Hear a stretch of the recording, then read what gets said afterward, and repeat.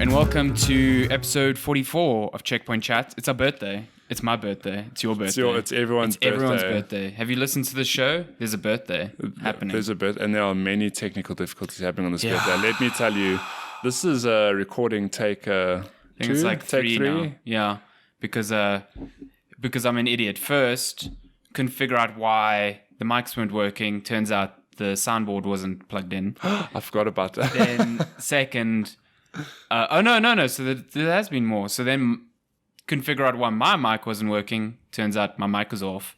And then couldn't figure out why I was peaking so badly. You peaked so young. Turns out that I was changing audio on the board that was actually Matty's mic and not my mic. Okay, but can we explain this? Because you're like, okay, I'm going to just turn my gain down to 0. What? The microphone's still picking up. How is this happening? This is so confusing. Like, the gain is 0. My mic is literally not meant to be picking anything up. It's meant to be picking up no noise. And it's just like peaking like crazy. And I was like, maybe, wait, let me test my microphone. I speak, nothing comes out. Like, okay. Yeah, well, we got to the roots of this problem. God, and I'm still trying to fix things here on the fly. Well, sparks are going. Well, we're watching these audio waves sparks are fly. going, and then they disappear when Matty, I don't know what is going on. Well, it's because we have such different voice volumes. Yeah, and I had this thing so calibrated and perfect, and then I fucked it up because I thought I was editing mine and not yours. We need your audio engineer friend to come visit us again. Fix this stuff. Oh, there we go. When he came last time, he didn't really do much. He said he felt really bad.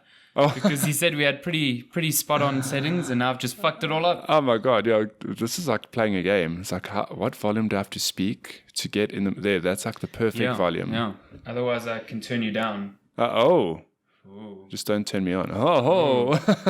Yeah, I don't know. What happened here? What is going on? Emma? No, man. You think a year of doing a podcast. These new mic stands have really fucked us a little bit. Well, not that they're bad. It's just like we've had to readjust how. Yeah, and I figured, so if you listen regularly and you hear this weird, let's see if I can replicate it. Just like this. Oh, that's really annoying. That's just me playing with my mic, which I should stop doing completely. How dare you? But yeah, so episode 44 is our anniversary episode to the day. Yeah, can you believe it? Like, because we released our teaser. Yeah, someone was 0. Chatting about it on Twitter, like, isn't it your anniversary soon? And I was like, I guess. I didn't realize it was like today.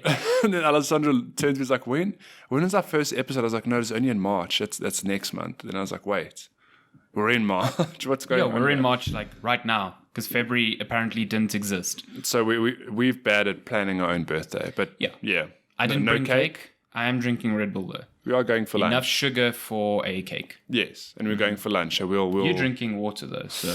Straight vodka, man. We've established this. Pretty good. I need to do straight up vodka.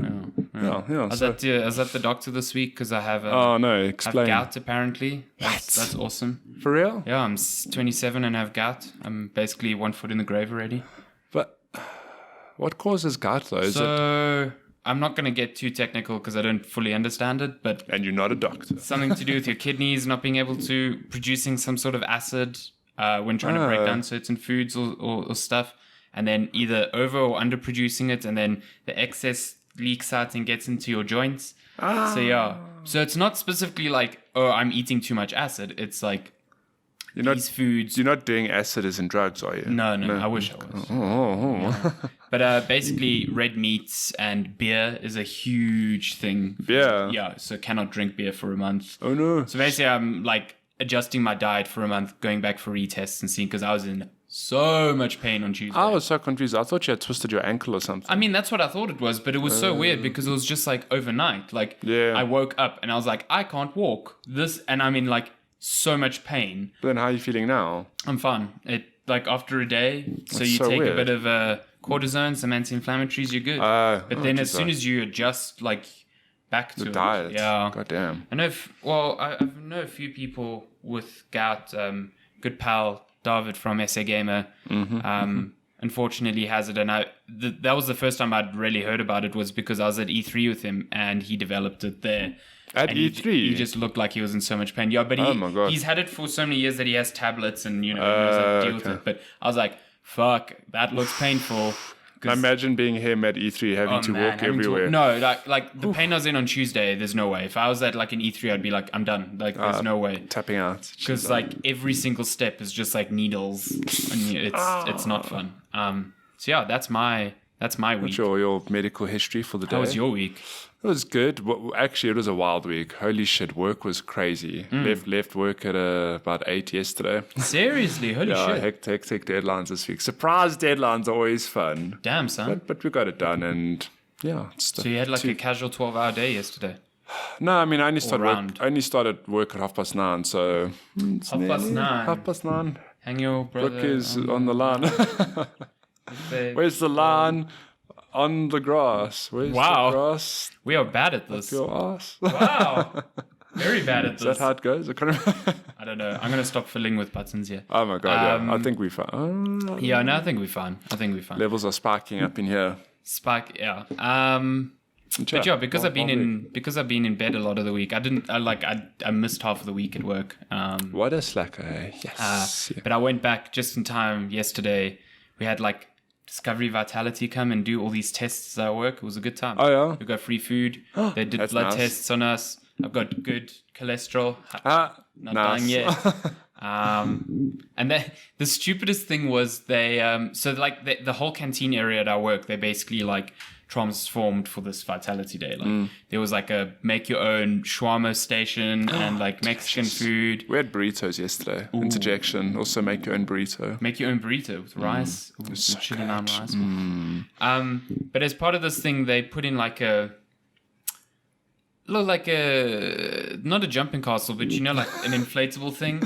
Yes. And with like these like little gladiator poles that you like fight people with. Did you beat your boss? So the problem with this is that the ceiling in this canteen is not that high. Oh my. So it only took like 1 or 2 people to start hitting the fucking panels on the top. Before and they're this like, thing no. just fell. Like, oh this shit. whole panel, like, because you know it's that weird, like, chalky. Yeah. I don't know. They hit it, and there was just dust, and this whole panel fell. And I was like, "I'm out of here. Goodbye. I don't want to be part of this shit." Like, and that guy lost his job. It was a dumb idea. Really dumb. But then later in the day, I saw people fighting again, and they just removed the panel. So I was like, "Someone's gonna." I was really waiting for someone to hit the. There was the sprinkler, you know, like for fires. Yeah. And see, like, if they hit that, if it just triggered them all over the office. Oh, Lord. That'd be funny, considering there's so many computers around the office. No, it wouldn't be funny. I mean, it would be funny for me because I didn't do it. But yeah, it'd be detrimental for the company. Do you have a laptop or like a desktop? I have a laptop. Okay, so you're fine, although it was your laptop out. No, it was in my bag. Yeah, that's why you were laughing like, it'd be hilarious if the sprinklers were to go on. It's weird. There's some people that have desktops, and I'm just like, that would suck. Like, laptops for life. Although I never have your updating issues. Those updating issues. Worst thing. I don't know. Once a week. I don't know why it happens in the morning that I get to work like, cool, let's do some work. Put on my laptop, it just says updating. It's like, nah, fam. Updating. Not today. Updating. And I'm like, Cal, go get coffee, come back, updating. I'm like, no. I'll go to the bathroom, come back, updating. I'll go pester my colleagues, come back, updating. I'm like, well, guess I'm not working today. Just quit. Take out like your notepad and start writing. Old school. Writing copy by hand. Pull out my tablet and chisel. Just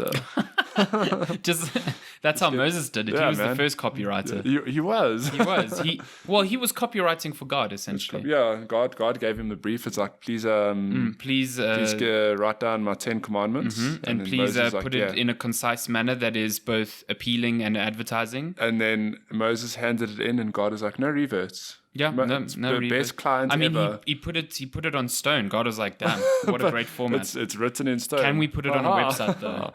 No, not for at least 2,000 years. No, wait, 10,000 years or so. You're telling me the client can talk through a bush, but he can't put his 10 commandments I don't know. I didn't write the Bible. Wow. I don't know what's going on. If you are religious, I'm very sorry. Hey, this is what it is. I still have some knowledge of the Bible. See, this is why I know. Oh no, I'm just saying this is like sacrilege on so many levels. Like, I think it's funny though because it's sort of makes sense. Yeah, God was the first client, and no reverts, which makes him the best client. But what was Moses' best feat? Was it doing copy for God or splitting the sea? It's a tough choice. Tough. Copywriting's hard. Copywriting's hard. Yeah. Let me tell you. Any Tom, Dick, and Harry can fucking split the ocean. Yeah. So copywriting. Yeah. Have you seen those movies like animated movies of Moses where he splits the ocean? And there's just fish chilling there, just You know fuck how cool that. If that'd that be? shit really happened, those fish are dead. Those fish are just chilling. They were like swimming, and next thing, they're just on, the floor. Yeah, we are water, please. All these fucking assholes walking through their stuff, and they're like, Why? How do we end up on this tangent? I don't know. But I enjoyed that a lot. Happy technical birthday. issues, religious copywriting. Yeah.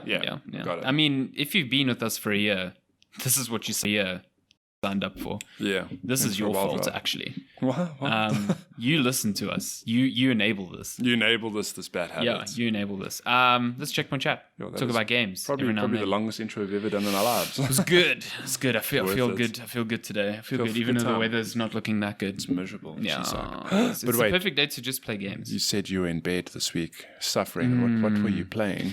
Tetris 99. You nearly made the mistake I did. I walked in, I was like, yeah, I started Tetris Effect last night. Like, what? Tetris Effect? Like, no, Tetris 99. My bad. It's so funny because they could not be two more different games despite both being Tetris. I mean, I've never played Tetris Effect, but Tetris 99 is literally you just start you up against millions of people. Yeah. And that's that. So, well, okay, so let's paint a picture here. Tetris 99 came out like 2-3 weeks ago during that Nintendo Direct. 99 Tetrominos land on an island. Yep. You pick one Tetramino and you got to go find guns and backpacks. No, that's not the game. That's not how it works? Oh, No. I'm playing a different game then. 99 Tetramino players. Yeah, so basically you just start, you've got a empty board, and you've got like 99 other boards all around you. It's a pretty cool setup, just seeing like all these other players around you, yeah, and like seeing them load in and whatever. It's pretty cool. And then the game starts and you play Tetris Against 99 other people. Yeah, except it's not that simple. So No, the game is really bad at explaining a lot of things. it's awful. There's no Well, tutorial. it doesn't explain anything. Really. It's literally, it's like, hey, okay, start game. You're up against 99 other people. Good luck. Clear your lines. Oh, there are lines appearing. How's that happening? Oh, you're sending stuff to other people. How's that happening? By the way, you can flick your right analog to select to attack people, to do this, to do that. You can manually select, and it doesn't explain any of that. You just have to figure it out for yourself. So basically, it's not just Tetris. It's you are sending garbage lines to other players. So every time you clear lines, you are filling up a bar on someone else's board, and I don't know when it happens, but when the bar reaches a certain point, then it fills your board with all that garbage. Or someone else's board. And the only way to stop garbage filling on your board is to clear your own lines. But I don't know if I need, like, if I get a Tetris, which is 4 lines, like, does that clear more garbage, or do I need to be clearing lines like very quickly? I read. So I started this last night at 11, which was a dumb idea. Yeah, because I ended up playing. I was like, yeah, just one more game. It's so good. So, but before I went to bed, I was like, I must know how this works. So I read a quick guide, and I think you send a line for every 2 single lines you clear. Okay. If you clear 3 lines, you send 3 lines in a row. You send 2 lines of garbage. Mm-hmm. If you clear 4 lines straight like a Tetris, you send 4 lines of garbage. Okay, so getting a Tetris is still good. So the goal is to try get a Tetris, and then I think, if I understand, if you knock out other people, you get badges. Yes. Okay. Yes. And then the more badges you have, the more lines of garbage you send to other people. Yes. Which at the beginning of the game isn't really a big deal because whatever, there's so many players. But it's a big deal when you like one-on-one with someone, and if they have more badges and they're sending you more lines of garbage than you can send back, then it's a big problem. Not that I've made it to the top anything. Yeah, it's really we're talking about high-level play. I mean, my best finish is 15th, I think. Yeah, I think mine's about 25 or so. Yeah, it's tough because it's like, so firstly, at the beginning, when you use your right stick, you have 4 options to target other people. You can target random, you can target attackers, so people who are targeting you. Then you can target KOs, which is people who are about to die, because you only get badges by knocking people out.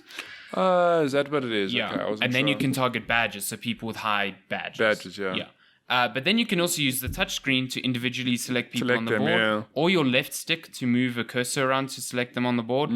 But man, there's just some games where I've started, and because you immediately start targeting a random, that random just flicks onto attackers. And I've had like 3 people just attack me. I love it. So away. when someone's attacking you, it says watch out, and it shows you who's specifically attacking you. Yeah. I've had games where it's like watch out, there's 5 people focusing. Yep. I'm like, well, and okay. then you're fucked. Okay, thanks. Like, wow. And then it's busy like screaming at you, making that noise, saying like you garbage is because there's that bar on the side which fills up, and I don't know at what point where it's like, cool, now it's going to inject the garbage in, because you have a bit of time to try and clear that. Yeah. But fuck, sometimes when your screen flashes red, it's like you are gonna die, and I panic. I'm like, clear all the lines. I've had games where I'm like perfect. Like I don't have any like cleanup to do, nothing, and next thing just fucking 8 garbage lines just appear, and I'm like, like thanks, fam. Yeah, and it's like it screws you because like it gives you one well to clear them, but if that's blocked, then you need to clean up, and now you've got little space, and now it's hectic. It is hardcore. It is so fun, hardcore though. Tetris. It's really it's really good. It's like, again, it's competitive as fuck Tetris, but it is so good. It feels great. I need to go play Tetris Effect to get my Tetris game up, because I haven't played Tetris for like a long time, many years. The thing that I've seen that this game emphasizes, which I don't understand how to do, is T-spins. T-spinning. Yeah. I don't know how to do it. I watched a video yesterday. I understand it, but you get more clears, or you send more lines on a T-spin clear than on a Tetris clear. So if you can clear like 4 lines with a T-spin, it's like the most garbage you can send. That's how people are fucking people up. Yeah, T-spins is hard because to me it's a complete reworking of how I think of Tetris. Yeah, I'm the same as you, where it's the traditional. You leave yourself a well. Yeah, just one little line and you drop the line block. Yeah, but this one it's like you've got to create a T shape, but then you've also got to leave a path, because that T thing has got to rotate into that. It's fucking. I watched a good video by one of my friends all the way in Canada, actually, Matt Pageant, used to work at GameSpot. He made a really good video on this, essentially how the T-spin is like breaking his brain because he's played Tetris all his life, but never really focused on T-spins, and now he's trying to figure it out, and it's like actually destroying the game for him. I know. Because it's like... That's how you have to win it. Yeah, it's just not fun. It doesn't feel as satisfying and whatever. To drop a line block. But yeah, I mean, I'd love to come first, but I'm not going to reinvent Tetris in my brain to do that. No, I'm having enough fun. Just, it's fun to start, and then, actually, I say fun, but the panic is real. When there's 50 players left, the music speeds up, and you're like... Then when you get to 25, it speeds up again. Even more, no? Yeah, and it gets to a point, like, at that point, like, the Tetris is too fast for me. Like, I'm not that good. Hectic, yeah. So it's not even like, oh, people are sending me garbage. It's like, I can't keep up. Yeah. It's... And I've watched other people's little play areas. I'm like, man, that's the top 20. That dude's whole screen is empty. Yeah. How? That's wild, dude. Jeez, it's so... But it's great. It's like, you just... I get into games super quickly. I never have any issues with that. And I wish there was a way, I guess maybe for a free game, it's a bit too much to ask, but like an offline mode where I could just play Tetris. Just to practice, yeah. Because there's literally nothing else. It's like, there's online. That's what confused me. It is like, you join the game and it's like, okay, start. Yeah, no Finding tutorial. other players. Bah. Okay. Yeah, there's literally nothing. I think the only thing in the options menu is like, hey, do you want to do hard drops or not? And it's like, okay. Hey, man, do you want to see your statistics? Yeah, you haven't won any games. You level up, but that's just like a number. Like, that's it. I don't understand. Because it's also like, after my first game or two, it's like, yeah, you leveled up. Yeah, it's like... I'm like, cool. What did I unlock? What is it? What happened? Like, what does this mean? You get dope camo skins for your Tetrominos. I was wondering though. I'm like, legendary Tetrominos. Surely they would add like skins or different backgrounds or maybe different music. I like the classic colors a lot. Like all the. But you know the state of free to play games, they always have to monetize somewhere. So this is Nintendo. I mean. And so the entry to this game is so cheap because Nintendo Online is really cheap. Yeah, so you can download the game. Like this is where people are getting confused. They're like, do I have to download it through the service? It's like, no. No, it's a separate game. It's a separate game you just download for free, but you need the online service to play it because it's an online game. So essentially, you need that. And the online is really like cheap. 15 Rand a month or something? No. So if you buy 1 month, it's like 60 Rand. If you buy 3 months, it's just over 100 Rand. If you buy a full year, it's like $250. I need to do that because I'm paying like $50 a month. That's stupid. The real money saver is the family pass. I think it's like 600 Rand for the year for 4 people. Hot damn. For 4 Switches? Let's $150 each. You, me, let's have 2 children. Yeah, okay, cool. Buy them Switches. This suddenly got very expensive and well, strange. How did this happen? But yeah, I'm digging Tetris 99. Like I was saying at the beginning, it's a completely different game to Tetris Effect, because like Tetris Effect is Tetris I go to relax. It's more meditative. Yeah, this is not relaxing. No, I mean Tetris Effect can get hectic if I want to go for like rank S scores in campaign or try finish whole modules without dying. Like that shit gets intense. But I'm playing at my own pace. I'm playing to the beat of my own drum there. You don't have random lines appearing. No. Screw you. The only thing that you have to compete against in Tetris Effect is yourself. Yourself, and some of the visual states make the Tetrominos all look very similar. So it becomes a bit of a visual problem. Yeah, because you remember certain colors of blocks. Yeah. I mean, so like I said, I haven't played Tetris for years, but even yesterday I was learning like, okay, the blue block faces this way. It's basically like an actual L. The orange block is an inverted L. It's an inverted L. Yeah. And it's crazy that it's 7 shapes. That's all it is. Yeah. And it's really... you think it's just 7 shapes, but you know how many times I'm like, I just need this block. Let me just spam down these other blocks. No, where's this other block? God damn it, why is it so far away? This is where I'm bad. I don't look at my next. I've started learning. I'm gradually learning. Shit. You know what's life changing that game is the hold ability. Oh yeah, hold is a thing that like revolutionized. See now, but remember, I haven't played Tetris for long enough that wasn't a thing really. Yeah, because it's not new, but it's not. I don't think it was in OG Tetris. No, it wasn't in OG Tetris. OG Tetris didn't even have it just told you what was coming next. You can hold. Oh, yeah. So when you got a line, you use that fucking line. Because now people hold blocks to like maybe an R block, whatever. To drop in a wall. Yeah. Okay. I've started using the hold whenever I get a block I don't want. I'm like, nope, put that in storage. Give me something else. But then sometimes, have you ever done the thing where you swap out a block for the exact same block? I hate it. I'm like, I don't want that. Oh, goddamn, I stored the exact same. And you can't go back. Once you've swapped, you've swapped. Yeah, then you're screwed. Man, I hate that. It's just like you look at what you have stored, you're like, oh no. No, man. Or you make the mistake, I do it a lot with the Zs, because I'm like, oh, that one's not going to fit. So I swap to the other Z that I've stored. I'm like, no, wait, fuck, I needed that one. No. And then I can't fit this one anyway. My worst is when you get the one Z, I'm like, this isn't going to fit.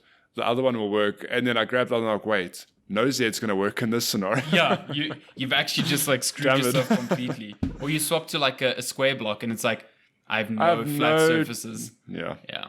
But it's good though. I played only an hour or so last time, but it really was. Games are so quick. I mean, I don't know. It's not like I made it to the top anything. I think the longest game, when I came like 15th, didn't even feel like... No, it's like 3 to 5 minutes. Yeah, it's really quick. It's really, really... fast to get in and out of a match. Like going into a rematch, like I was matched in within a few seconds. You don't have to land on an island. You just there's no jump master. You don't need to tip anyone. No class. No, don't have to tip the bus driver. No, you don't have to tip the jump master.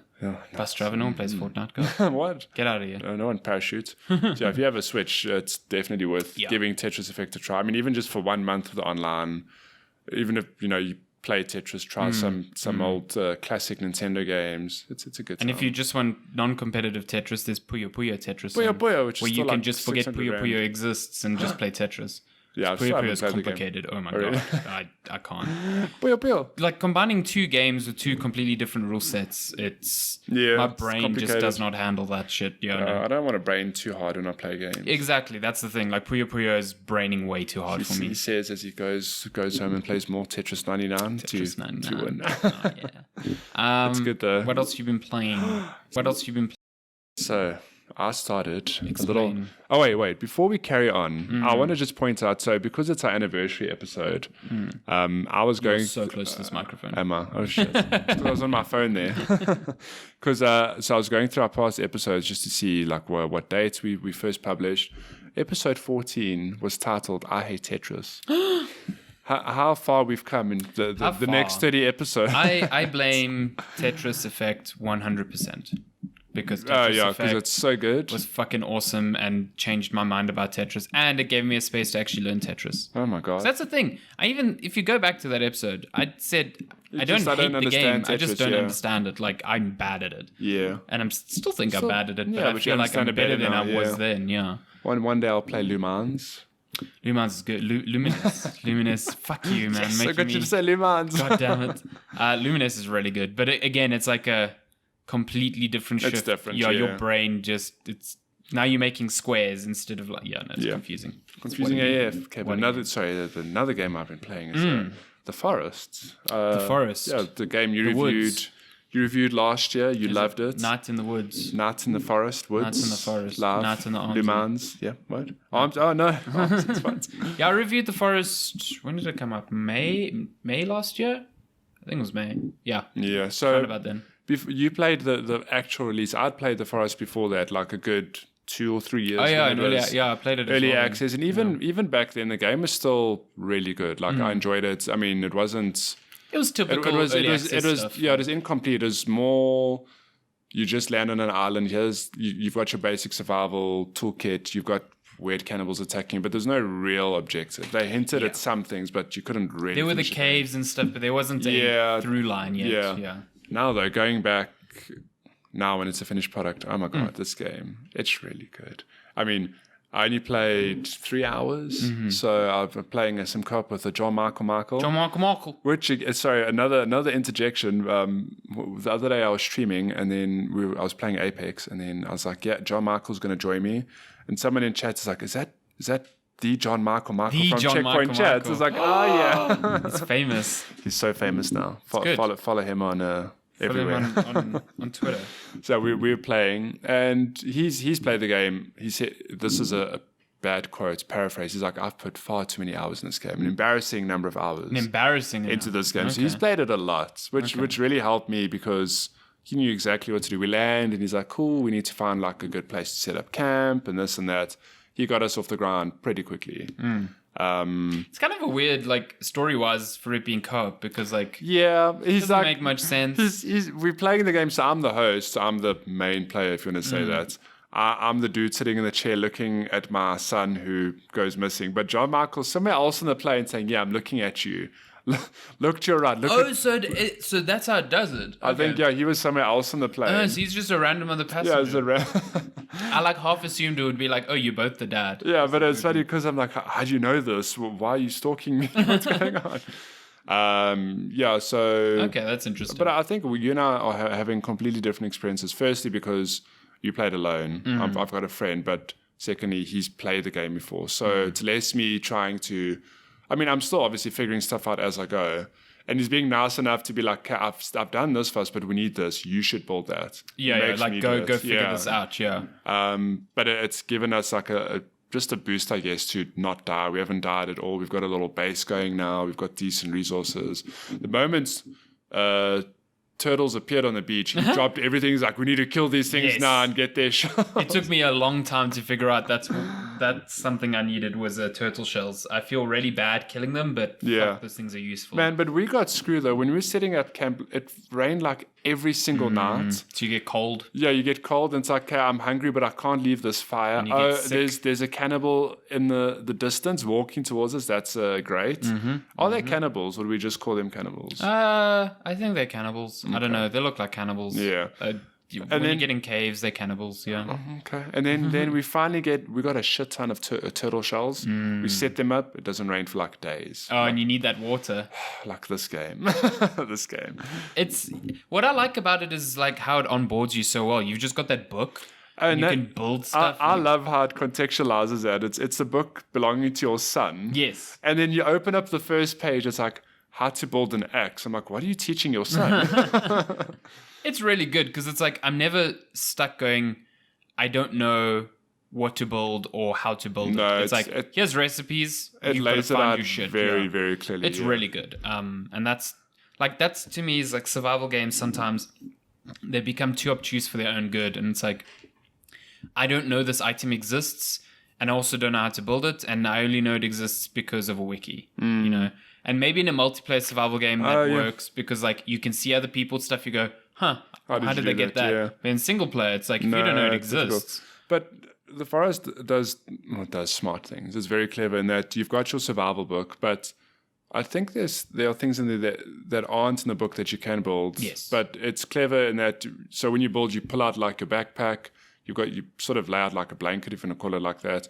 You put an item in the middle, and then it'll show you what you can use this item to build. I don't know if it shows all the items you can build, but it still helps you. It's like, oh, if I put a piece of cloth down and a stick. Oh, I need one more piece and I can build like an axe. Yeah, there's like a little progress bar saying, hey, you're nearly close to like which is really helpful because, oh my God, can you imagine having to sit and, I don't know, figure out that 6 human bones and 3 pieces of cloth is armor? Yeah, especially because it's like multiple items. It's not just like this and this. It's like sometimes 3 or 4 combinations. Like, and then like your book is just used for structure, so it gives you like this outline where you can place. So you can like put a blueprint on the ground and see, okay, well, our wall's going to be, I just need to put log. Yeah. How satisfying is it to put like logs after you've cut down a tree? How manly is your character? I know, he just cuts down trees. He cuts down trees, can carry 2 logs.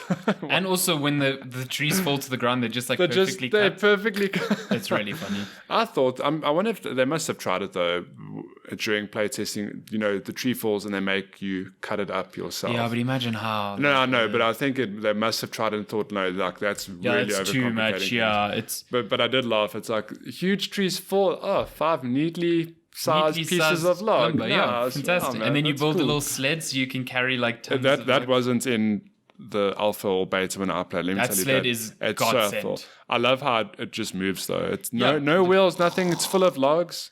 We played. I know. Have like 20 logs. We played some Mario Kart on the island. It was great. Have you gone? Because with the turtle shells, you can ride down hills with them. You can. You can jump and put the turtle shell underneath you and just like roll down a hill. No ways. I haven't tried that yet. It's real fun. No, but we actually, those first 3 hours were spent setting up camp. And that was honestly so much fun. Because it's, like you said, it's a good loop of, okay, we need to do this. Where do I find this guy? I need to go cut wood. Okay, go cut wood, put in my stead, go back, put it. It's very satisfying. It's incredibly satisfying. And then it's like, okay, we're being attacked. Shit, like, let's get back to our camp. Let's sort this out. Okay, we've killed them. Let's turn these bodies into bones and build armor. And then it's like rinse, repeat. Okay, we need water. Let's run and get water, quickly come back. But yeah, I look forward to actually exploring the island as well. Although, there's also like really good, like, while you're exploring, I think what keeps it interesting is you come across their like settlements and stuff, and it's fucked up. Like, there are some dead ass people there. Yeah, so I've come across some totems where you walk past like a pole and there's just a head on it, or like a stretched face, and it's like, okay, that's a passenger. Also, a lot of tennis players like contorted in like their tennis rackets. So there's a tennis tour, man. That's great. I ended up reading about it, and apparently there was a tennis team on the plane, so they got fucked up. But they got fucked up in inventive ways. Yeah. I do like picking up tennis balls and it being completely useless. Like, just got this tennis ball. Can you throw them? You can, but oh my god, like, I'm totally throwing them at cannibals. Throw it at a zombie. Yeah, no, it's a good game. How like I haven't played it since May, so I don't know how many improvements they've made. But I know there's like a VR mode, and it's now out on console. So I wonder if they'll add like more content to that thing, or if it's just like this is our baby and that's it. I don't know. I think it's a sort of evergreen game that you could like imagine. I mean, I don't know what their plans are. So this is me just speaking nonsense or wishful thinking. I mean, they could totally do like themed events or once-off events. I mean, say you've got your baseball. I mean, how big is the island? It's massive. It's not massive, but it's sizable. Like, it's definitely big enough that you can wander in a direction and get pretty lost. Yeah, I mean, they could, if they wanted, have veteran players go, I don't know, like drop a limited time event on the one side of the island and there's limited loot there or new items or I don't know. I imagine it's a sort of game you could add to. Yeah, because there is an ending, you know what I mean? Yeah. There is a way to finish the game. So, and then, you know, just continue surviving. But I don't know. I think once you finish it, it's like, nah. Yeah. I mean, it's not the sort of game where you're just going to be... It's not like Minecraft. There's not an infinite loop. Infinite loop of possibilities to build. Eventually, you're just like, I've fortified myself so well, I need to go explore this island and see what there is. And then you do explore the island and then... Yeah, and like that exploration is like half of the game. It's really good. I can't wait. When you get into those caverns... No, I don't want to. Those are wild. And then you start seeing how big the island is, because then it's like all these caves interconnect. Some of them don't interconnect. Some you'll get lost in. You'll like pop up out of one and be like, I have no fucking clue where I am. This is why you have banners, man. You can just see them. You need banners, yeah. You need banners. I love how the game's realistic to a point. you know, I mean, you've got your dude carrying 2 logs at one time, but it's like you put a banner and then, it's just there on your HUD. Yeah, you can just run there, man. Just chilling. Yeah, but it's really good. So I'm excited to actually, you know, set up our base a bit more, then go explore the island, get into some of those caves. And set up some of those traps. Setting up traps is the best. Solve the mystery of it, Timmy. Where did you go, man? I love some of those sling traps, just watching people. Swing. Yeah, just seeing people. Or have you built that spike wall? No, the only trap I built back then was that thing that like sort of like catapults with sparks. Oh yeah, that's what I'm talking about. Okay, I've seen that thing. It's just so funny because you can bait the like the AI is pretty smart. They're smart in the way that you'd expect like cannibals to move. They're erratic and unpredictable. Yeah, they really are. Sometimes they'll run at you and you'll just stand by a trap and it's just like boop, just kills them. You're like, that was fun. Yeah. Sometimes they run away though. I love that they look at you. You kill, say a group of 3 attack you, kill 2 of them, and the one's like, fuck this. F this shit. They run away. He's like, okay, he's gone. You carry on building, and then he comes out of nowhere. He's like, I will have my vengeance. But it's also like you can, like, if you leave their bodies on traps, like the bodies rot, and then they attract more. And you can also cut up their limbs, put their limbs on a drying rack, and eat their limbs. I know. I haven't done that yet. Yeah. Sometimes survival. So at one point in the game, we were starving, no food, nothing, and we had just killed some cannibals, and the chat was like, eat them. You have to. And I was like, I won't. And you have like, to. Eat them. You need to survive. No, I didn't. We survived. You can actually go crazy in that game. Like, yeah, I know. But we were lucky because I was adamant. It's like, I'm not going to become a cannibal. I'll not become the thing I'm fighting. And then like a deer spawned very close. Like, oh, thank goodness. I just set up loads and loads of rabbit traps everywhere. I was catching rabbits like crazy. And iguanas. We're good now. We found some fish. We've got lots of meat. So those iguanas fucking scared me because you don't see them. Next thing you just see them like in the fucking bush. You're like, what is this? What is this? Yeah, the game's fun. I'm looking forward to playing more of it. Yeah, I'll have additional thoughts next week probably. It's out on PC and consoles. It's a good game. It's a good time. Game. Good. It's got like this little bit of jank to it, but this right amount of. And I see what you mean with. So the game's like really beautiful, actually. Yeah, it is. It's nice, really, really pretty. Except for some of the bushes. Yeah, they just look like so fucking low res, man. No, they're like there's like I'm like, oh, there's a blueberry bush here. You go stand next to it, it becomes invisible because it's like thin. I'm like, and I don't understand it because like. The rest of like the actual island is fucking gorgeous. It's really nice, like, them sunsets, damn good. Yeah. But then these bushes and some of the foliage, I'm just like... It's so funny. I was like, I think I can loot this bush. And then I'm like, wait a minute. It looks sideways. Like, it's invisible. Yeah, it's so thin. Just so... Yeah, I don't understand. But yeah, but otherwise... It's good. It's like... What, it's like $20, I think? I don't know. I bought it years ago. Oh, right. You're on and I've access. Just had it, yeah. But I think it's like $20 or $30 if you buy it now, and it's well worth it. Yeah. Okay, I imagine you're going to get a lot of time. I played like 20, 30 hours of that game. And that is alone. I mean, I'm playing crops, so things will be building will be sped up a lot, but shit, we're going to explore the hell out of that island. It's really good. Fun. It's despite its facade, it's not as intense survival as you expect. It's a very rewarding survival game. Yeah. I really dig it. It's just spooky as hell. Spooky. It's real spooky. Good thing you've got your lighter with the infinite. Go into those caverns. I dare you. Don't say that. I dare you. You know what else I've been playing? I won't talk about it though. What? Guess what I did? I restarted Bloodborne. Oh fuck! I couldn't resist. New game plus or no? Just new game. But I'm not. Just straight new game. Straight man, new that game. must be a weird power trip because it's like you're so weak now. No, it's fine because I understand the game now. But you have like hardly any health. Yeah, but it's fun. Like I'm breezing through it now. I'm like I should start it. You should play it. It's so good. I just want to play more. It's so good. Okay, you need to get that DLC and we need to talk about that. Let's talk that. Yeah. I haven't been playing much else. I played a bit of Metro. Metro's not clicking for me as much as I thought it would. No. But I'm not going to chat about it because like I still haven't played a lot. Stuff. We're going into and I played a bit more Apex. Apex is good. I'm waiting on that season pass, man. I've played a lot of Apex. Apex is fucking good. It's so good. I don't like that new gun at all. Yeah, I'm not a big fan. Even with the turbocharger. No, I haven't really used it, so... But I have. I was playing with good pals Craig and Sage yesterday, and we're talking about how the meta, even though the balance hasn't really shifted. Yeah. It feels like the meta's changed on how people react in that game. So like, I'm no longer picking up snipers that much. I'm picking up a lot of heavy machine. I'm picking up a lot of machine guns and shotguns. Because people rush in that game. Yeah, the rushing has become the thing. Like, there is no long standoffs and like long range engagements anymore. I feel like so it's interesting, like evolving through that. But what a game! It's a good time. I haven't won any games this week. The battle pass should be. I thought it was going to be out 1st of March. I thought so as well, but yeah. I think we just assumed they're like March, like 1st of March. New champion. Yeah.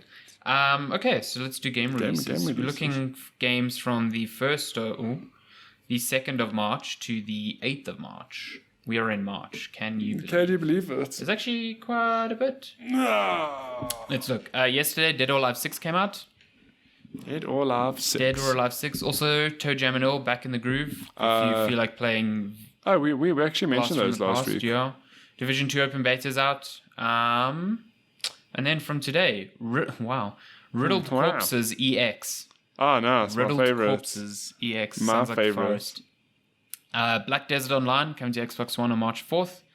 Left Alive, that's that mech game. It almost looked like Metal Gear, but I think it's the artist who does Metal Gear stuff. I think it is, yeah, because there's a reason it looks very Metal Gear. Very, so that's out on PC and PS4 March 5th. It doesn't look that good. Like, then again, I'm not huge into mech stuff, so yeah, I don't know. Also on March 5th on PS4, Move or Die. Move or Die. Is that like the floor is lava? Yeah, it's the millennial version. Move or Die. But where do millennials move? Because like we don't have houses. We can't afford houses. Man, this looks way cuter. Rent or Die. We've got little blob. They look like creatures. little jelly baby figures. Oh, little jelly babies. Move or Die. It's a 4-player game. Whoa, look at that blender. Nice advert. Jeez, there's so many videos here. I just want to see screenshots. Holy shit. All of these are just videos. There we go.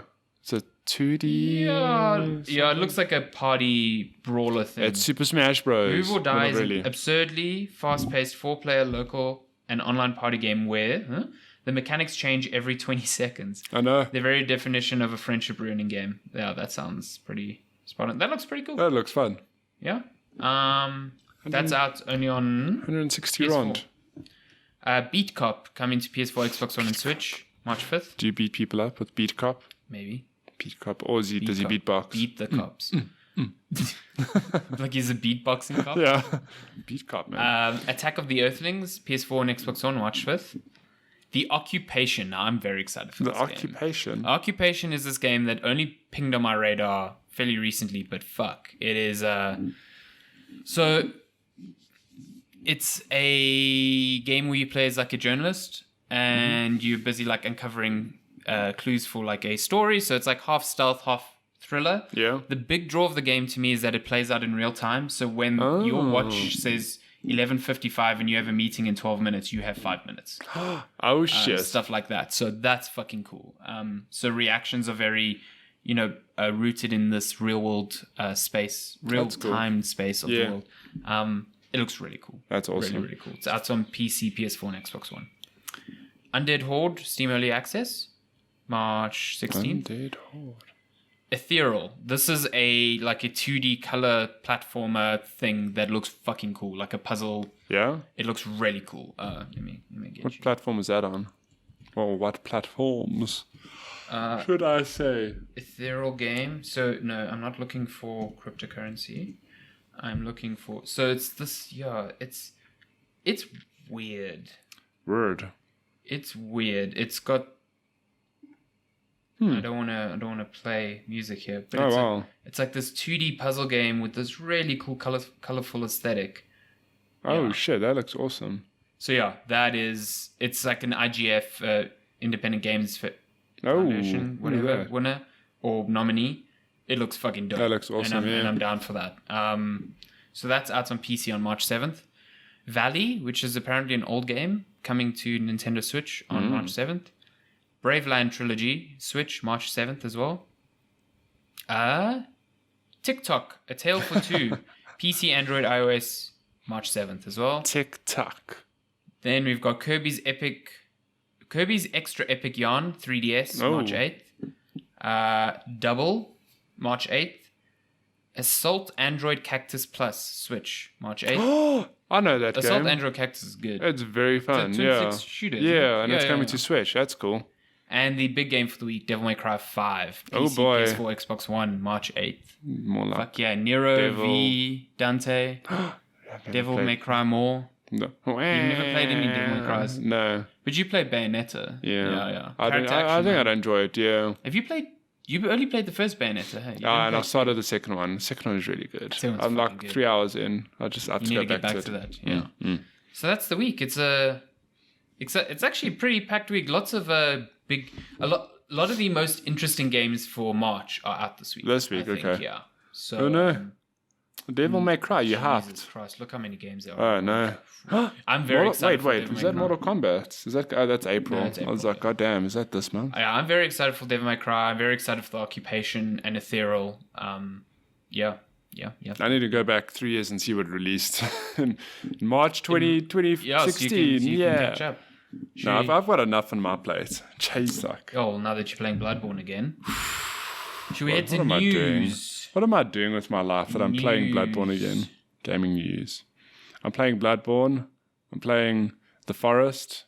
Still have to make time for Apex. Play some Tetris 99. And I picked up Mario Kart. Yes, you did. Now you can actually play, Mario Kart multiplayer. I need to play some on Tuesdays. Yeah. Yes. I mean, I beat you at Smash. I'll beat you at Mario Kart too. You didn't beat me at Smash. I beat you at Smash. What are you talking about? You lies. All lies. News for the week. Very cool. I had to start with this just because I thought it was funny. A petition went viral, and now the hit infection-spreading game Plague Inc. is adding anti-vaxxers as a threat. That is, which is hilarious. Amazing. It's so funny because that is a real life problem. So imagine you're trying to eradicate this. Well, in Plague Inc., you're trying to spread the virus. Yeah. So the anti-vaxxers, I guess, are helping you. Yeah, no, they help you. It's amazing. That is incredible. I love Plague Inc. so much. I've played it. There's a web browser version of it. Yeah. There was a clever game. Version. Yeah. It can get tricky, to propagate your virus in the correct way and not see it completely cured. It's very good. That's clever. I enjoyed it a lot. Devil May Cry. Yeah, there's a new Devil May Cry trailer which is full of spoilers. I know. Not recommend watching that. Wait, new Hearthstone stuff. Hearthstone's Year of the Dragon, shaping up to be the most ambitious year yet for Blizzard's popular card game. Want to read about this? Well, I haven't really been following Hearthstone for a while, but I'm curious to see. Even me. Why it's so ambitious. What are they doing? Are they releasing more cards?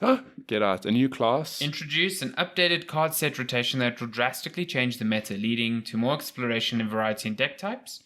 I mean, First expansion, which is launching this year. Something about the Frozen Throne and Kobolds and Catacombs. Yeah, that was last year's or the year before's expansion. There's going to be a continuous story told across all 3 expansions for the single player. Pretty cool. Oh, that's nice. There's a bunch of cards. Card called Black Cat. I'm there for that. Have they shown cards?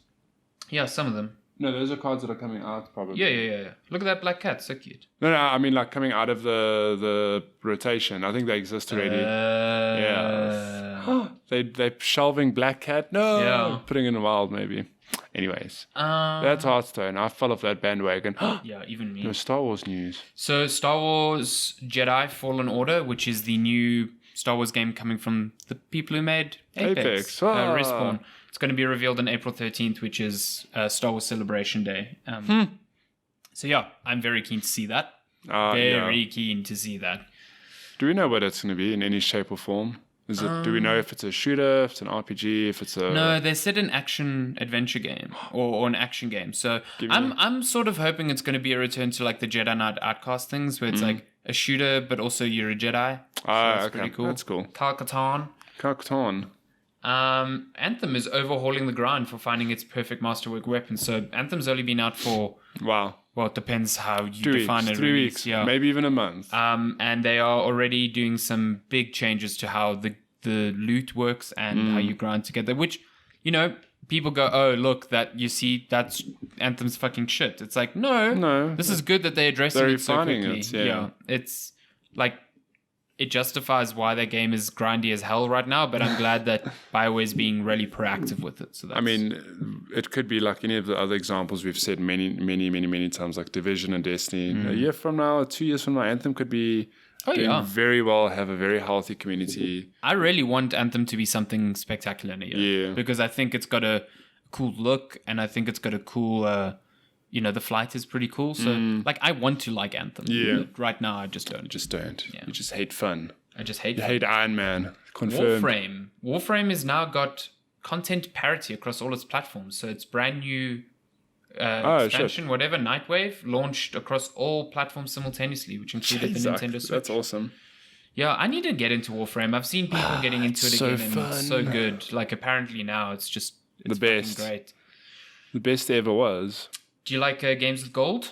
I don't have an Xbox, but yes, I like the idea of games with gold. Games with gold. What's coming out? Xbox One titles aren't that fantastic. There's an Adventure Time game.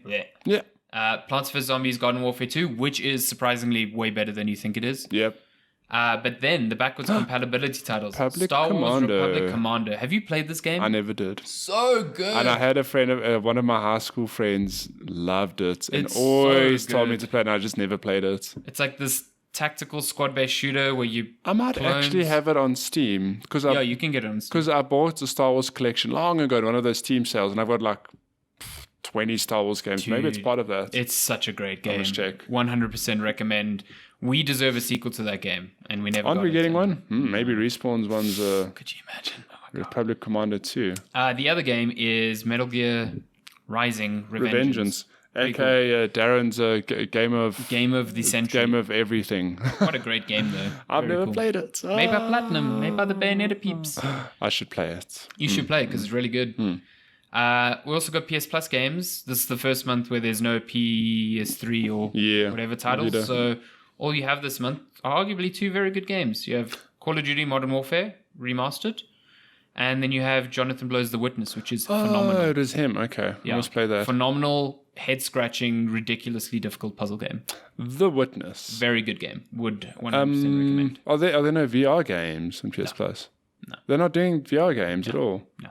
Let me double-check that, but... What? I thought it was just PS3 games that they were taking Well, they were never including PSVR games anyway. Weren't they? No, they were just doing PS3 and Vita and every Why now did and then, I think they're doing VR games? Maybe I dreamt it. Okay. So yeah, it's just I believe you. Yeah. I believe you. Big news for the week. Pokemon. Pokemon Generation 8 got revealed. Sword and Shield. Sword and Shield. You have my axe. You have my sword. You have my Pokemon. Apparently, so this is definitely Gen 8. Yeah. It's got 3 new starters. And it's set in a region that looks kind of like the amalgamation of England and London. Scotland. And oi, governor. London. It looks beautiful. Like, okay, put it this way. Maybe because I've seen Let's Go Pikachu and Eevee, I was like, yeah, that looks like that. Yeah. But it's got a better sense of style. It looks more like wildernessy, more distinct, more distinct. Look at them starter Pokemons. Okay, so this region's called the Galar region. It looks really cool. It's like mountainous, snowy, got lots of cool places. And then you've got the 3 new starters. Grookey, which is your monkey... wow, this is fucking me up because it's like... Grookey? It's not like aligned. That's so funny. It's really Who wrote this article? Like, what the hell? So Grookey is the grass monkey starter. Then you've got Score Bunny, which is the fire bunny starter. And then you've got the only important one, Sobble. Who is the water lizard anxiety... Sobble's fucking awesome. Nah, man. Score Bunny for life. No, fuck off. No. Score Bunny is going to evolve into this dipshit with a like a carrot. A carrot, but he's going to have like a backwards cap on his head with big ears. He's just going to be this asshole. He's going to be smoking. How do you know this? Doing drugs. Do you have inside information? This is how he's going to evolve. And then what's Sobble going to become? And then the worst thing, he's going to be a fighting type. So he's just going to be shit. Don't say that. Sobble is going to harness his anxiety and turn into this dope ass fucking lizard. You know, like Squirtle and Blastoise, that's good like that, yeah. Well, actually, I mean, Blastoise is sucks, it? but anyway. I dare you. Squirtle's the best. Come on. Charmander for life. What? I have no love for this monkey though. This No, I'm also like I think everyone's been arguing, but not arguing, but saying like Scorbunny or Sobble, and then we've got Grookey. Everyone's like, Grookey is the team yellow, but also grass Pokemon. Yeah. Who chooses a grass starter? Who chose Bulbasaur? No one. Bulbasaur shit. Know. That's why. I don't know. Just there's so much Pokemon hate on this show. Sobble, Sobble's just cute because like in the reveal, he's invisible in the water and then he comes out and does a little attack and he just looks really like anxious and sad and I fucking love him. I just want to hug him. I need to protect him. Need the plushie. I need to hold him and just make assure him that everything's going to be okay. And evolve into something badass. Here's a fun fact. Besides Pokemon Go, I've never played. Oh, okay, I lie. Years ago, on the original Game Boy, I played the Pokemon game. The Pokemon game. What is Pokemon the OG? Yellow. Pokemon. I played Pokemon Red and Yellow. Blue and then Yellow. I never owned it. Played it on a friend's Game Boy. Ooh. But to this day, I've never played a mainstream Pokemon game. I've never finished a mainline Pokemon game. Is this the game that finally gets me into the franchise? So let me. Okay, so I played Let's Go Pikachu last year because Let's Go Eevee doesn't exist. It's garbage. Right. And that's a remake of Red and Blue, which is the first one. Yeah. Now, wait, wasn't it a remake? No, isn't it a remake of Yellow? No. Well, depends how you cut it. So Red and Blue is the original, and then Yellow was Red and Blue, but you got Pikachu. Okay. So I guess it's the same. Yeah. So that game, I don't know. Like all of the mainline games follow the same through line. Like you're taking gems, you're taking out the bad guys, and you're just collecting Pokemon. Yeah. So their formula hasn't evolved that much. No. And what I liked a lot about Let's Go was that it did shake that up a little bit. Like there were no more random encounters. Like you saw Pokemon in the wild, so I could choose to engage with, a Pokemon if I wanted to. Catching Pokemon wasn't a battle anymore. It was more the Pokemon Go, catching mechanism, which I appreciated because I don't want to battle every fucking Pokemon I found out in the wild. This one, and this is the thing that really bums me out about this one, is that it goes back to what random Pokemon encounters. Was, which I guess is fine.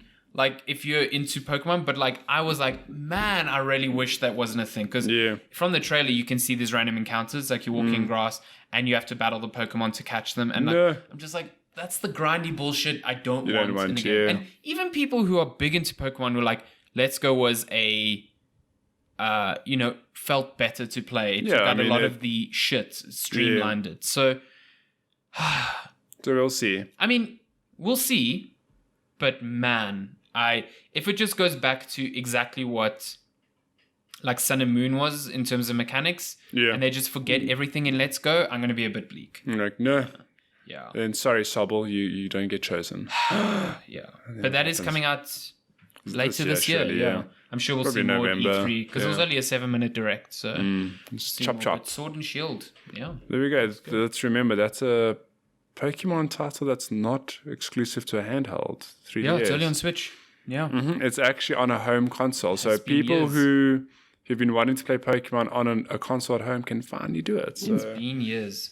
Hot damn. Halo Infinite is going to be a spiritual reboot that balances both story and multiplayer, according to developer 343. Good. Which makes sense to me. Like that franchise needs a reboot. Yeah, a reboot, but a soft reboot. That's pretty cool. I like that from the first trailer we saw. It looks more open world, which is something that the game has lost in its in recent entries. Like if you play the first Halo now, you have these massive areas where you're just driving around on a warthog and stuff. Yeah. And, like they scaled back on that, especially after 3. So yeah.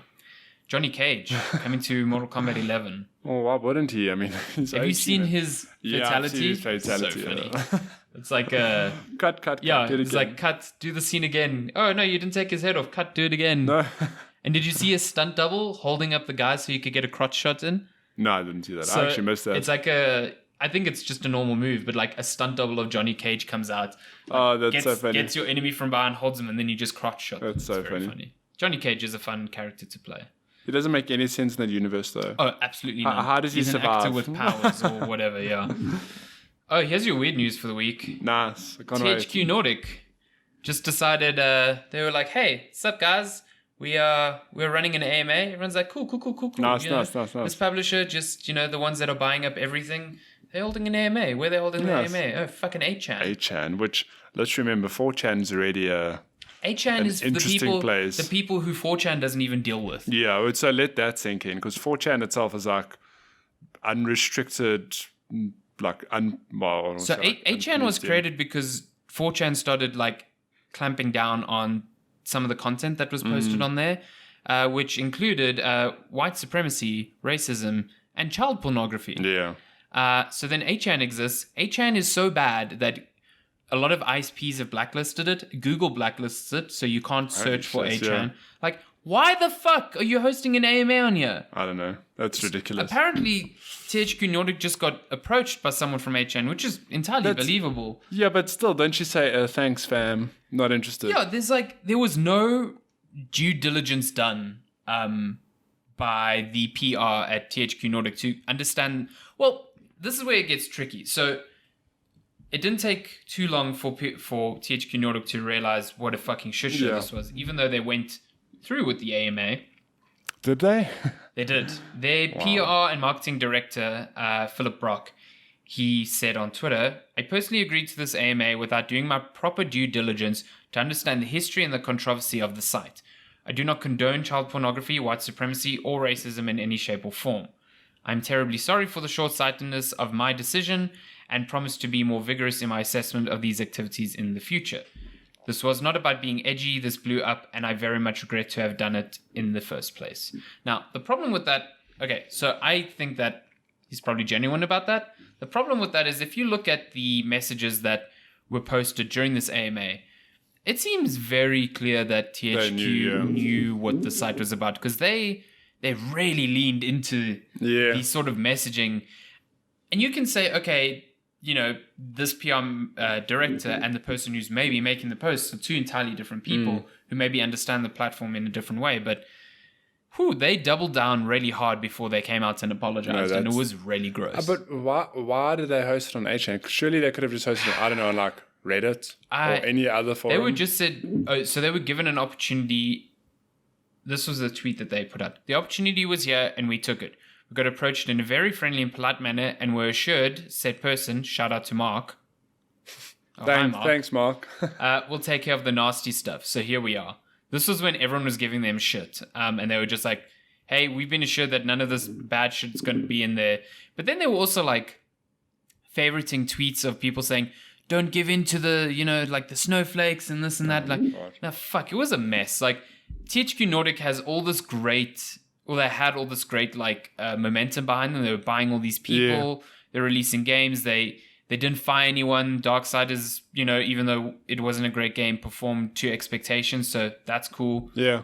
And then they do shit like this, and it's just like that's not cool. What is life? Yeah. So that's your hot controversy for the week. What a weird. Feels like we have had one every week now. What a fucking weird, gross. Yeah. I don't know. 8chan's disgusting. Boo. What else have we got? Skybound. Oh, shit. The owners of the Walking Dead license, they terminated their contract with Starbreeze, which means Overkill's The Walking Dead is no longer for sale. It's actually dead. And its console versions have been cancelled unless that dispute gets solved, which I'm not surprised by because I played that game and it is bad. You hated it. It was in bad, rough state on PC, and I was like, how's that going to work on console? This should not work. It was bad, that game. So, not surprised. What else? I think we're nearly there. Gearbox was nearly considered to develop Halo 4 before 343 Industries, which would have been bizarre. Wow, that would have been weird. Dead Cells getting lots of Dead Cells DLC, and it's free. Rise of the Giant I know DLC about that. revealed. Oh my god, this is exciting. It's coming soonish, if I'm not mistaken. It was taken off a documentary with Red Bull Gaming, which is strange. I must look that up. I love Dead Cells. It's in beta form right now. It's being tested. Give me Dead Cells. Let me read up on this real quick. Oh, there's a trailer. Oh boy, I need to go watch this. No, well, this is the interview with Red Bull people. Damn it, got so excited. So there will be a second secret area and another boss on top of that, albeit with a twist. The area will be reserved for the best of the best. Those players who have currently reached Boss Cells 5 on their quest. I haven't done that. And have done multiple successful runs of Dead Cells. In addition to that, there'll be 10 new enemy types, 10 new weapons to wield, and a trio of new skills. So start playing. What are boss cells? You get a boss cell for every difficulty you finish. So if you finish the game, you get one boss cell. So how many bosses do you have? 3? I'm on... No. How do I explain this? So for every difficulty you finish the game, you just get a boss cell, which raises the difficulty. Okay. So to have 5 boss cells, you'll have to finish the game on like normal, hard, very hard, and whatever the 2 after that are. That's my understanding. I could be wrong. So I've done normal and hard, yeah. I haven't done very hard. Jesus Christ. And that in itself is quite challenging. And then this is a challenge on top of that, yeah. Oh boy. Although I think they have done some stuff to rebalance the game, so I must go back into it. Yeah, I need to get back into it. I remember them. So one thing we discussed a while back is that leveling up didn't really feel like it did anything because enemies were just scaling with you. So it sort of defeated the whole idea of having a glass cannon build. Yes. Which I think they've addressed. So if you really wanted to, you could probably go like full offense and have like no health, as an example, and one hit things. But I haven't tried that, so I don't know if it works like that. But I'd be interested to try it. Give it a bash. Yes. Overwatch got a new character, DPS support hybrid called Baptiste. No, Baptiste. Baptista. Yeah, I don't play Overwatch anymore. I haven't played Overwatch for so long. Resident Evil 4 Zero and the Resident Evil 1 remake are coming to Nintendo Switch in May, which is cool. They're being sold separately though. Expensive. Which I'd understand sell them separately, but they're expensive. £30 each or $40 each. That's fucking crazy. That is way too expensive. No, I would 100% replay Resident Evil 4 though. Oh yeah, but like not at that price. No ways. I think that's all the news. Yeah, so, I think that's it. Got it. Okay. So yeah, let's move on to some questions. Lots of news this week. Gaming news. Yeah, there's actually a bunch. News. Whoa. Any bunch. Whoa. Any bunch. You dropped my phone. I read a great article on Kotaku about returning to Breath of the Wild now that it's been 2 years since it's been out. Can you believe it's been 2 years since Horizon Zero Dawn and Legend of Zelda? No, last year flew, let me tell you. But man, I really want to play Zelda again now. Me too. There's just no time. Breath of the Wild. I'm not going to replay Zelda when I'm too busy replaying Bloodborne. Oh Explain to me. Hit me with them questions. Oh yeah, if you want to send questions, you can tweet at us at Checkpoint Chat on Twitter. You can Facebook message us, facebook.com/checkpointchat, or you can email us, checkpointchatpodcast@gmail.com. Reset that fucking counter. Yeah, it's been 2 weeks, 3 weeks? 3 weeks. 2 weeks. Okay, we have many questions from Megs. Okay, so he says, how does it feel knowing that both of you are the only people on Earth that know what happened in the latest Checkpoint Chat? I feel privileged and feel special. Hashtag checkpoint privilege. I have to go out in public and giggle politely to myself at the jokes you made so they don't get exposed. Yeah. God, don't. When people ask why you're laughing, you're like, haha, inside joke. Inside joke. You'll know on Monday. Next question. Will Alessandro ever release Checkpoint Chat episode -1 that starred David Greenway almost 2 years ago at a coffee shop? I have no idea what he's talking about. Okay. Also, I won't release that episode that we made because it's fucking garbage. Hashtag conspiracy. I haven't seen Greenway in a very long time. Yeah, even me. He's still around. Let's see. He's still around. He's not working in tech anymore. So not. No. Yeah. He works. There's an actual job. I can't remember. Yeah. Listen, writing does not pay enough. No, it doesn't. Have you guys thought? Oh wait, health check. How does Alessandro look to you right this minute? Looks fine. Looks healthy. He's got his Red Bull. It's still full. Whoa, you slack. Whoa, it's giving me the eyebrow treatment here. What's going on? Oh no. Have you guys sort of making a very limited run of Checkpoint Chat t-shirts to either give away at conventions or listener competitions? I've thought of this, but only because I have a friend who is in business with like t-shirt printing. So I'm like, I could probably wrangle this pretty easily, but Yeah, one day. We haven't really like spoken about it. We're bad at branding. We haven't even branded ourselves. This shirt right now is one that he made. And it's fucking nice. That's not a checkpoint chat It's shirt. really nice though, but yeah, we have a supplier. I just haven't thought about it. We have a supplier. Like again, we sent out the survey, and thank you for all of you who answered the survey. But like, there's not enough people to justify a whole run of t-shirts just yet. Not yet. Not just maybe just later yet, this just year. yet. If you want t-shirts, let us know. Hit us up, man. Let us know. What would you pay for a t-shirt? $3 million. Would you download a t-shirt? No, you wouldn't. You wouldn't download a bear? You wouldn't download a house. Yes, I would. I totally would. Let's be honest. It's like you wouldn't download a car. Catch a ride. Alessandro mentioned he uses Spotify for all his music needs. Does this mean he doesn't travel far from a good internet or has access to a lot of data? I mean, you can offline download stuff for Spotify. And okay, it doesn't work for Spotify, but Telkom. So I use but I prefer Spotify. I use Google Music on my phone because I'm on Why don't you use Apple Music? I could use Apple Music. I just I've tried Google Music and I've just stuck with Google Music. Is it bad? On an iPhone. I know. I'm the worst. Shame. Steve Jobs turning in his grave saying, shame, ringing the bell. Anyway, you were saying. So Telkom have a deal that you have unlimited inverted commas, a lot of data to use for streaming services, which covers Google Music, Apple Music, but it doesn't cover Spotify. As soon as it does cover Spotify, though, best believe I'm cancelling my Google. Spotify is fantastic. I really like it. I love Spotify, I mean, I don't download music offline. But you download houses. Yeah, I download houses. Nice. I normally just stream the music because honestly, music, like, I get a lot of data per month. I buy a lot of data, and I just. And in my car, I'm listening to podcasts anyway, and I download those before time. So when I'm listening to music, I'm either at work or. You wouldn't download a podcast. Hell yeah, I would. If anyone asks any of you listeners that you say yes, I would. Yes. What are the chances of the both of you doing a Twitch stream together, playing a co-op game or competitive game against each other? Definitely high. I definitely want to do that. Yeah, we did play Apex one evening where I was streaming like a while back. Was that streaming? No, I wasn't streaming. Allah, I speak rubbish. No, I think the last time we streamed something together was when we did that stupid Street Fighter game. Oh wait. Yeah. And we played that hide and seek game. That was fun. That is a time. That was very fun. But yeah, I do want to do that. Like, it's just the time, and we also live much further away from each other now. Yeah. It's very sad. So far. I know. Matthew, you mentioned that your current living quarters is near a spider settlement. Does this mean you live in the Bundies, Veld, Walkerville, Outland, or Krugersdorp? Nope. I live in Joburg Central. Where there's lots of spiders. Yeah, this is why I'm never visiting you. And again, I say I'm not visiting you, but you never invite me, so it's fine. Hey, you're visiting today, so don't worry. What an asshole. I can't wait to spring my spiders upon you. How dare you.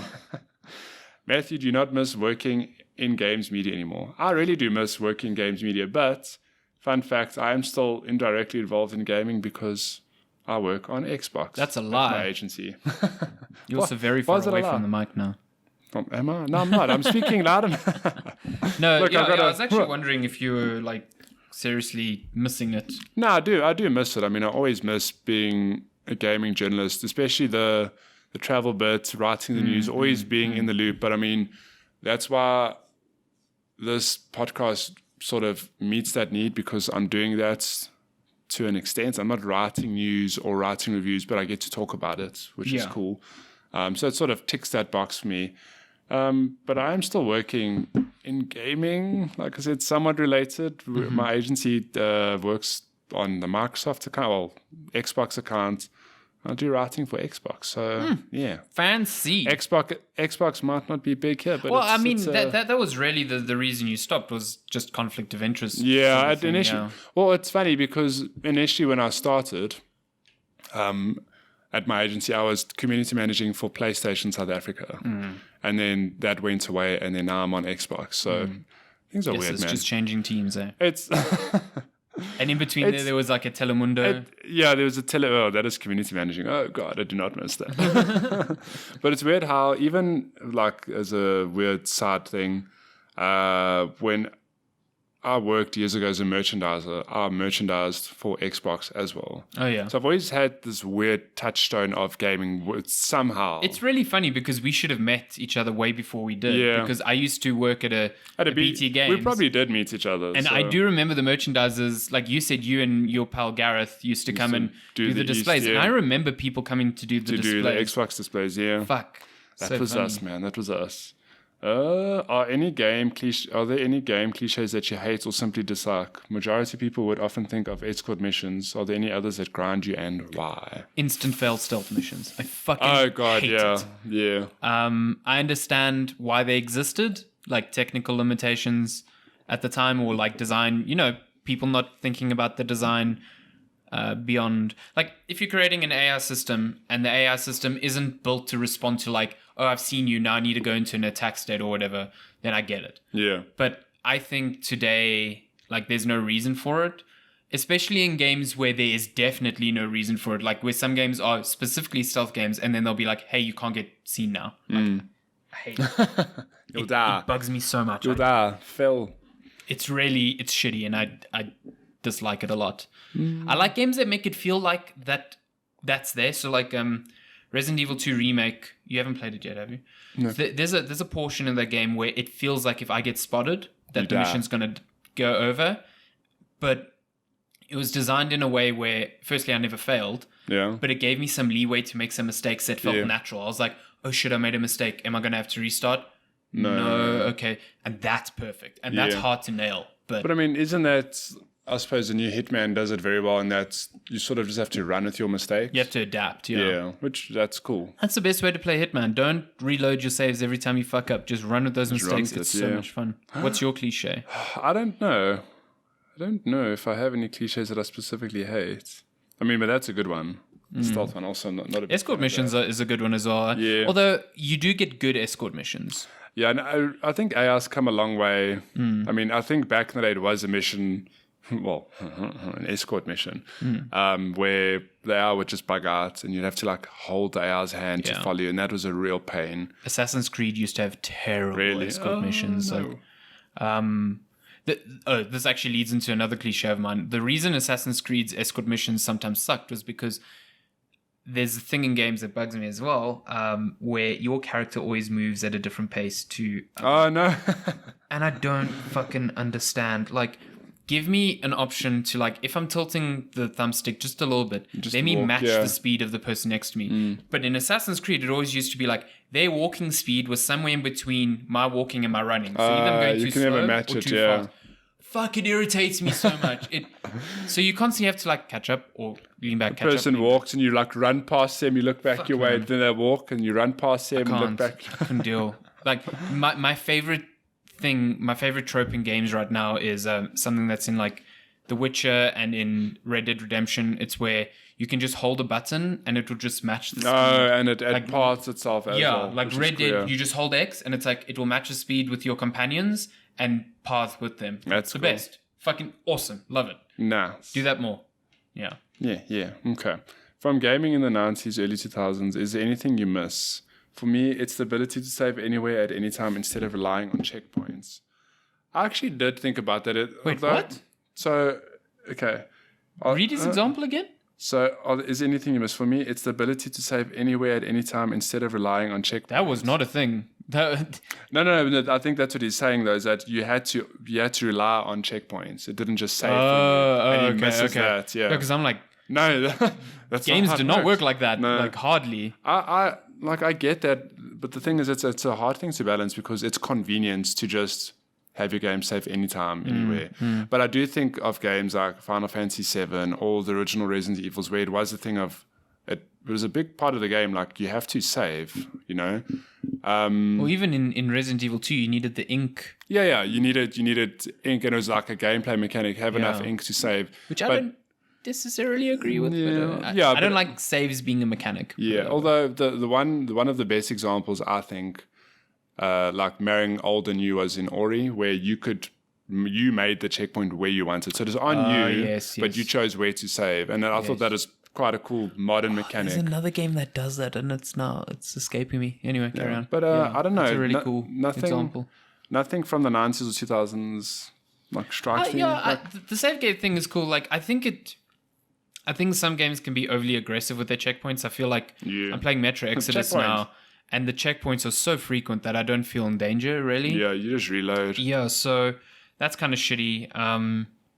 I like the system in like Bloodborne or whatever. Like, I still think I get it that Dark Souls and Bloodborne are like these super hardcore edgy games. It's like, hey, you can't even pause. Yeah. To me, that's more an annoyance than anything because, like, hey, listen, real life is unpredictable. Yeah. Sometimes I need to fucking PlayStation pause. Yeah. But the whole idea of bonfires being these checkpoints that you need to seek out, like, they've made the act of quote unquote saving a challenge. Yeah. Like, oh, I can see that bonfire. I don't know how to get there. Yeah. Like, that's cool. But yeah, they worked it in cleverly though, as well, as that the shortcuts you find in that game, it doesn't like make you run through an hour worth of enemies only to die and have to run through that same hour of enemies. You'll unlock a shortcut. You can just, override that whole area eventually. Or you could just run through the thing that bugged me, like I was playing Nier Automata in December, and that game literally starts out with, there is no autosave, play the game to figure out how to save. Yeah. And I was like, that's dumb. Oh, no. And like, you have to manually save and whatever, and that's fine, but in this day and age, man, I lost like a huge chunk of progress in the game because of like power outages and shit like that. And that's just annoying. That's like, not cool. And I get it. Like, they contextualize the save in a cool kind of way, but it's just like, it's cool as hell and I appreciate it, but I don't appreciate losing 2 to 3 hours of progress. So, yeah. So what was the question? What do we miss? Yeah, what old mechanics do you miss, if any? So that was his example. Yeah, I can't think of anything specifically old that I miss. I think games, we go back to old games and we put up with them because of nostalgia purposes, but design, I think games design-wise have evolved so much that we would feel hard done by if we went back to a lot of the old systems that we praise, sort of like as challenge. Like, we say Dark Souls is a return to hardcoreness because it's like, oh, it's not holding your hand, but really it's a very streamlined version of what those things, it's an understanding of what makes a game hard and taking out the shit that is actually just frustrating. Yeah, I mean, one thing I think about is health bars, I guess, in shooters, where we've got this regenerating health. Although there's almost like a 180 back to that now. Yeah, that's what I was going to say. In Black Ops 4, it sort of meets people halfway, where it's like, okay, you don't have regenerating health, but you literally push a button to heal yourself and you regen your health. So, I mean, there's games where that doesn't work, like the new Wolfensteins. As much as I appreciate them, I feel like they get stuck in this trap where they, by design, are shooters where you are encouraged to move quickly and shoot stuff and whatever. But then you've got this finite health pool that harkens back to like old games, and it just like they don't coalesce correctly, and it makes the game feel weird. Yeah. So yeah, I don't know. Yeah, it's not easy. Alessandro, with your constant cinema going, have you considered doing a short podcast on the last film you watched, possibly with your partner? Not a chance you'd do that. Shani is one of the most shy people I know. Oh, no. Not a fucking chance she'll do that. She once got coerced into being a guest when I used to do shows at Cliff Central. She was not happy. She died. Yeah, she was not like, happy. No. So yeah. I don't know. Lenska's the same. She's like, no. Yeah, exactly. No. What is your current gaming addiction? Mine is Mafia 3. Well, I think I'm curious about that. I saw Migs was playing Mafia 3. I don't like Mafia. Well, Mafia 3 is fine. Mafia 3's got a cool story. Its gameplay is incredibly repetitive, but it's fine. Yeah. I'm curious to see if they fixed a lot of the bugs in that game. Yeah, maybe. What's your current addiction? Our addictions, I've listed them. I'm playing Bloodborne again. I've started Tetris 99. I've got Mario Kart, which I'm sure I'm going to play a lot of. Apex. I still go back to Apex like all the time. I don't have an addiction per se. I'm actually in this period where I'm waiting for games to review, but I'm like, I haven't settled into something in between then. Apex is probably the best example of addiction because it's come out, and since launch, I've always, whenever I have a moment, I'm like, yes, I must play a game. Yeah, that's me as well. Like last night, I was like, oh, I don't know what to play, and Craig was like, hey, you want to play Apex? I was like, yeah, okay, cool. Yeah, let's do that. Yeah. So I'd definitely say Apex, but I haven't settled into something in a while. Okay, and last question. At your current state of hunger with lunch approaching, would you choose Italian, Portuguese, or Indian food, and explain why you chose it over the others? Wow. Portuguese. It's so easy. It's hard. Wait, I lie. I could go for a pizza. I would normally say Indian, but I had curry this week, and it was delicious, and I just can't have it again now. It's too much. I don't know. I'd probably go Portuguese, a good trinchado. That trinchado, that Portuguese restaurant here in Rhinefield that you say is overpriced, their trinchado is fucking awesome. But it is overpriced. It's the fucking best. With milho frito. Oh my god. Milho frito is loud. Milho frito, it's like these little cubes of fried pup, essentially. My fucking friend, awesome. We are going to Madeira. You dip it in that so sauce. Good. Oh, it's the sauce. Oh my god. And that's the last question. Is that the podcast? Wow, that was a lot of questions and a lot of news. We actually got this out. Got to an hour and a half, just about. This is where we outro. Bye, and I'm kidding. If you want to send us questions, at Checkpoint Chat on Twitter, Facebook.com/Checkpoint Chat or checkpointchatpodcast@gmail.com. And if you like what you hear, subscribe. Don't like what you hear, it's fine. Like and subscribe. Leave us a rating and review. Tell us what you like. Tell us the happy birthday. We've still got that survey going out there, but we'll share it once more. Yeah, I think I should one more time. And if you could take a moment. It takes literally a minute. It's like a handful of questions. Also, if you have an Xbox, you should take it because no one in our survey said they have an Xbox. We have no Xbox listeners. Which is really fascinating. There are people there who have said mobile more than Xbox. Wow. But then again, who doesn't have... Yeah. You don't have a smartphone? What is this? Do you want to play Diablo Immortal? What, who doesn't have a smartphone? Yeah, exactly. I know. Which one, yeah. Now they have folding smartphones? Fucking oh my God, awesome. what a time to be alive. What a time to be alive. Can't wait for the Razer, the Motorola Razer to make a comeback. It folded into like 6 times its size. Yeah, it was. You could cut people with it. I remember those adverts where they were like using the phone as like ninja stars. And a fucking great phone. What great advertising, let me just say. Yeah. That's been Checkpoint Chat episode 44. Whoa, Paw Patrol in to do the final check, final sweep. We'll catch you next week. And happy birthday to us. anniversary. Let's go get cake. Let's go get at cake. lunch. Okay, bye.